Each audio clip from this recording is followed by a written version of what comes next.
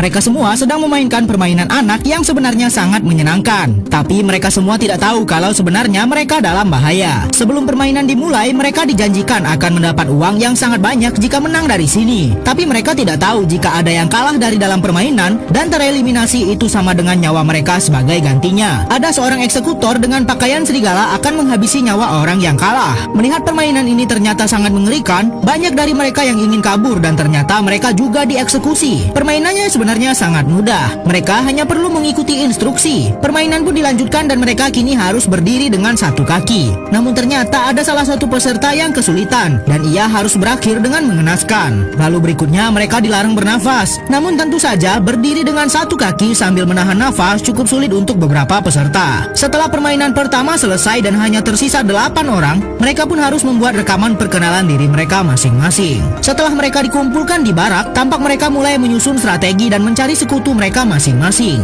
Lalu mereka pun dibawa menuju ke permainan berikutnya. Di sini mereka diberikan kesempatan untuk keluar dari sini, asalkan mereka bisa melewati tantangan anak-anak ini kurang dari 1 menit. Salah seorang wanita mengajukan diri sebab ia sudah tak tahan lagi di sini. Saat waktu dimulai, ia cepat berlari melewati tantangan yang sebenarnya sangat mudah. Namun ternyata di dalam tantangan balon ini ia harus melawan seorang eksekutor yang berusaha menyerangnya. Ternyata cukup sulit bagi wanita itu. Sementara waktu terus berjalan, wanita ini pun berhasil menghajar eksekutor dan akhirnya ia lolos dari permainan. Namun sayang, ia harus ditembak karena ternyata waktu yang dia lewati lebih dari 1 menit. Setelah melihat kegagalan peserta pertama, mereka pun tidak ada lagi yang mau mencoba kesempatan ini. Mereka semua harus memutari kursi selama musik dinyalakan. Jumlah mereka ada 6, tapi kursinya hanya ada 5. Sehingga saat musik berhenti, mereka harus rebutan mendapat 1 kursi untuk diduduki. Namun sayang, salah seorang pemuda harus tereliminasi dari ronde pertama dan akan dieksekusi mati. Permainan pun terus dilanjutkan sampai satu persatu dari mereka tersingkir. Tentu saja bagi mereka permainan ini sangat mengerikan, walaupun hanya permainan anak-anak, sebab yang kalah dalam permainan ini akan dieksekusi.